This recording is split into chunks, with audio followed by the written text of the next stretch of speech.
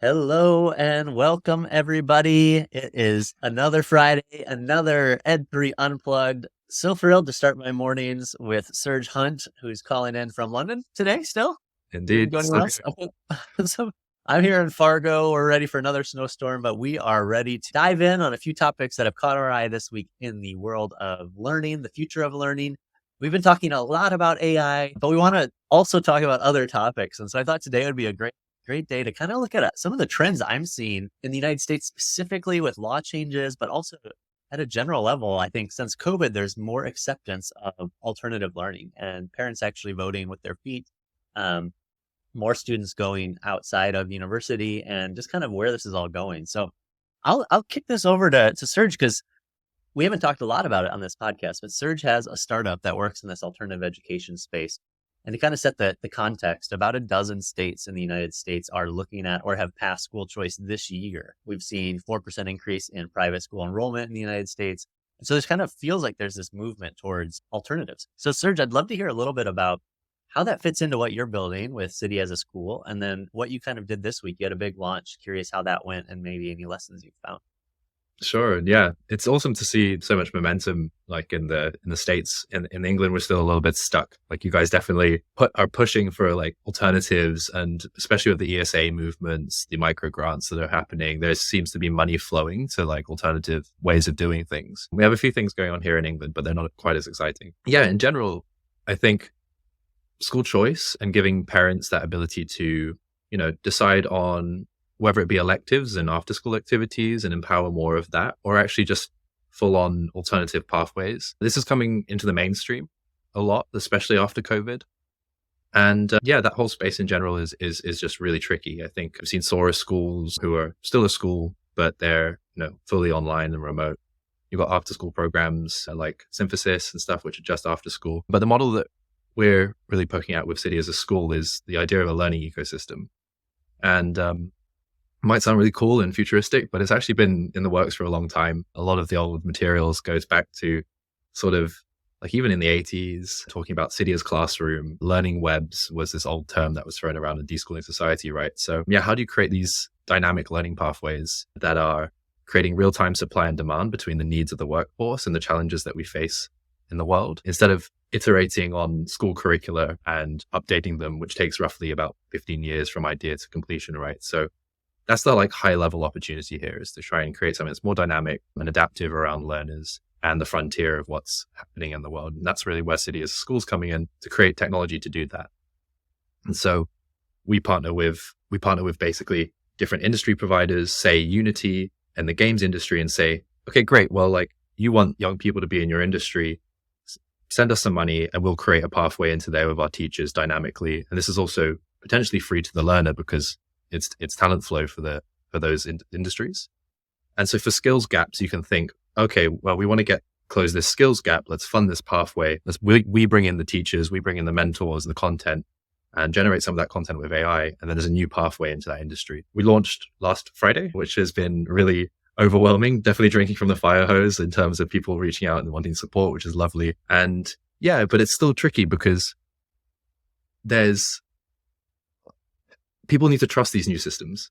People need to demonstrate their ability to, do something better than the traditional education system. And that's really the big challenge that alternative learning faces. Yeah. And I think, it's interesting that it's happening in my mind, both in the physical and the virtual, because I think we're seeing like physical spaces potentially changing and being reimagined, and also in the virtual world, thinking about what does an online class look like. I've been thinking a lot about that this week. And, at Metacrafters, we're trying to solve the same challenge where we're trying to get people jobs from this education, right? So kind of focus on the connection point between learning and employers, but really trying to figure out, like you said, is that the curriculum piece doesn't feel like the hard piece now. It really feels like either that connection point, or how do you kind of present or encourage students to kind of explore. I've been thinking about, does the future online class, is it just a search bar like Google and it, is an AI that's bringing stuff up? Is it what you think of as an online class with a sidebar, right? And it's able to bring things along the way, kind of a sidekick. Something else is it, where it's like choose your own adventure, right? So based on what you do, it gives you A or B. So I don't know, how do you kind of think about that with what you're launching, I'm sure you started building before this huge AI boom, and then you have this new technology that might force you to rethink UI and how you build it. But like you said, you are still using it. So curious how you think about the virtual reimagination of learning. Yeah, sure. Really, with all these things, both the positioning of City as a school and I think what all these things are tending towards is some design approach, which I like to call actual life plus plus.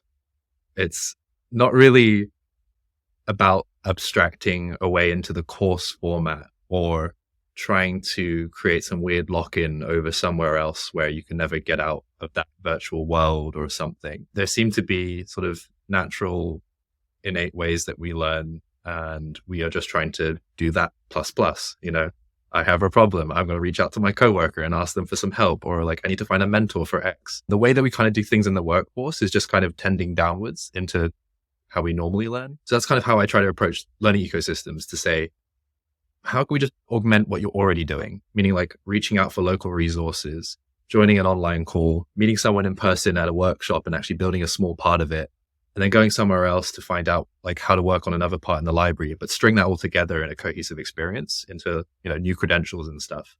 That's how I approach it with City as a school. But then the virtual specific, all sorts of cool stuff going on here.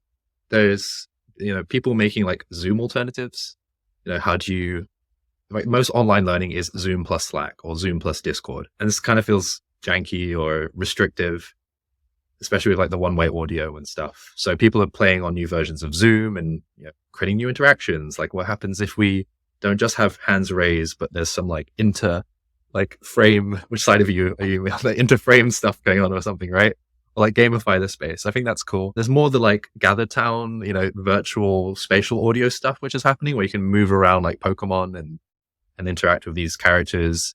Something about that's still got to be worked out. There's the whole VR metaverse stuff from Meta. Really, I'm interested in like the interaction between the online and the in-person, like how you create this seamless online offline experience, because that's not yet been worked out. It does feel like I'm on Zoom and I have to take all of my awareness out and then be in person. And really, like, another design philosophy there is sort of ubiquitous computing. I really think augmented reality is the thing that's going to win here, not virtual reality.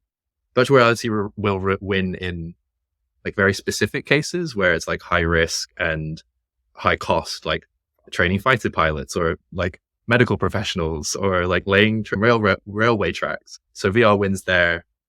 Better Zoom alternatives. But I really think augmented reality and like the seamless experience is where we're going to start heading, like holographics. Yeah, that's amazing. One of my favorite alternatives is Butter. So if anyone out there wants to check out butter.us, I love it for design thinking workshops. And it's exactly that, where it's like kind of joyful, right? It encourages camera on activity. And I also think, see if this analogy sticks, but I remember the very first year I went to school, probably as a kindergartner, we learned card catalog, right? And then the next year we came and they're like, that doesn't matter anymore. Now we have the internet, right? But I almost feel like where we've been is the card catalog age, where like you go and you get a specific thing. Like, I take out the card and here's the lesson I'm going to get, the course I'm going to take. And it almost feels like AI, where we're headed, is the librarian, where you go up to the librarian and you're like, I want a book about this. And she's like, okay, great. It's probably in that aisle. You might also want to check over here because there's some stuff that's tangentially related.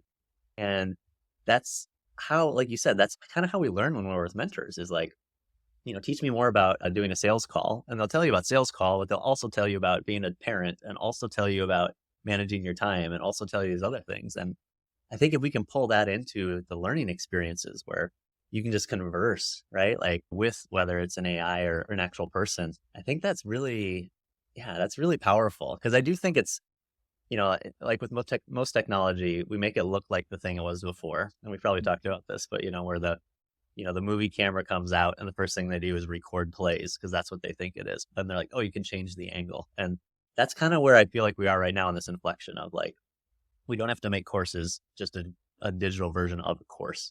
We can reimagine how that path is. And so that's really exciting that everything's happening with City as a school along that path, because I think that's where the exploration needs to be. Yeah. So any thoughts on that? Anything jump out or make sense?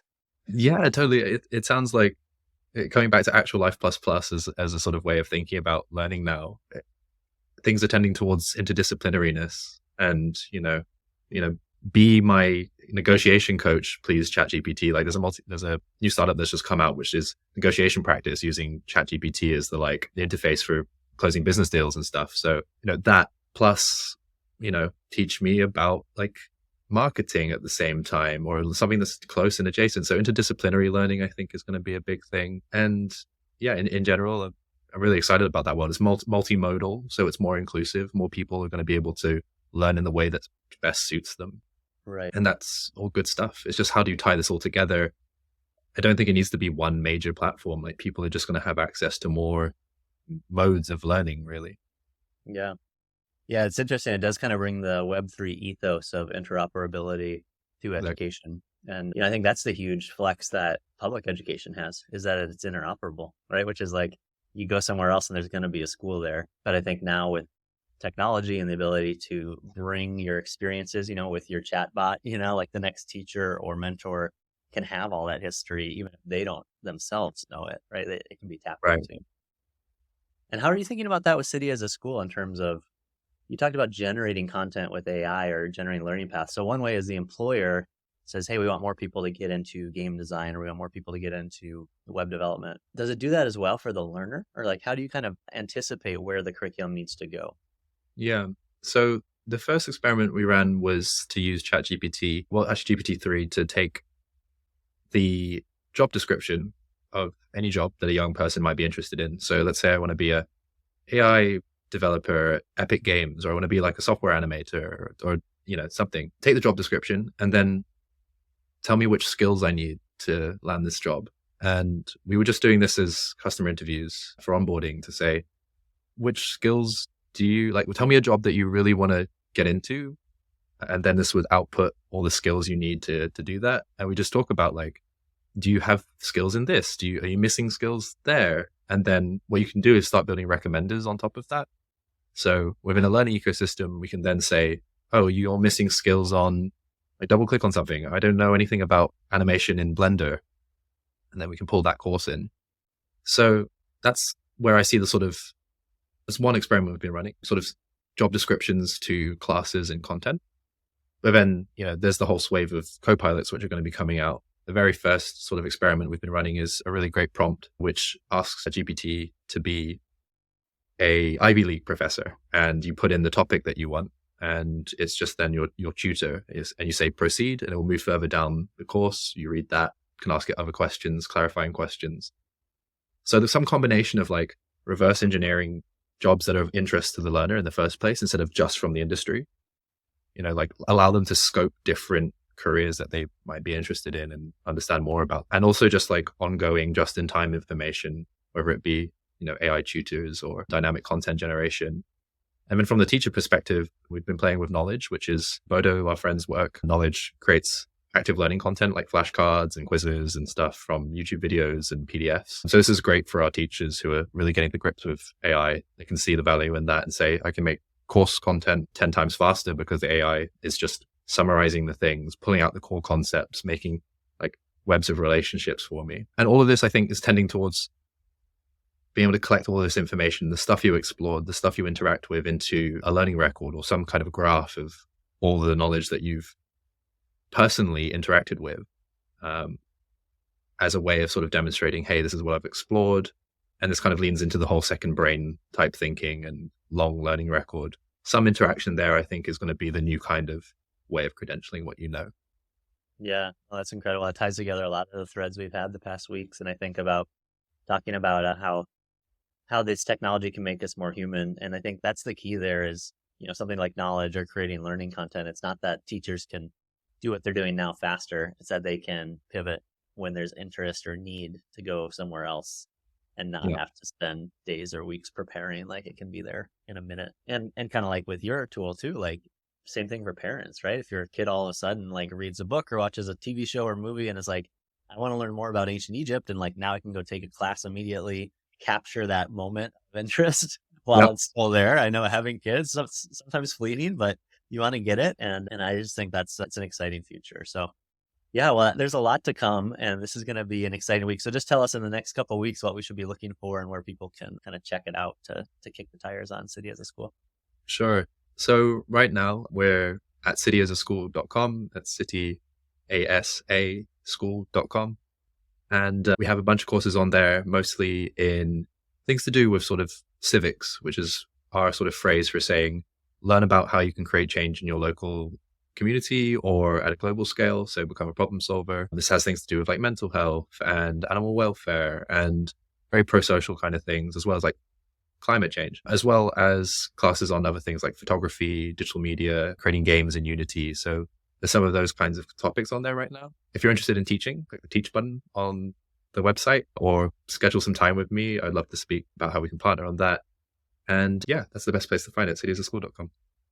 That's great. Well, we'll keep watching and hearing about that. And if you're open to it, would love to share the prompts. I know you put them on your LinkedIn page, I believe, and we can put it on ed3.gg as well. So if anyone subscribes, we'll send that out in the newsletter and then have a resource page on the site. I think that'll be something that people want to take advantage of. So thanks for sharing all your secrets, Serj. Always fun to kick off the weekend by chatting about what's coming. And we're going to just see more opportunities and options. And so let's build them in the way that makes sense to help improve learning. So have a great weekend, everybody, and thanks for listening.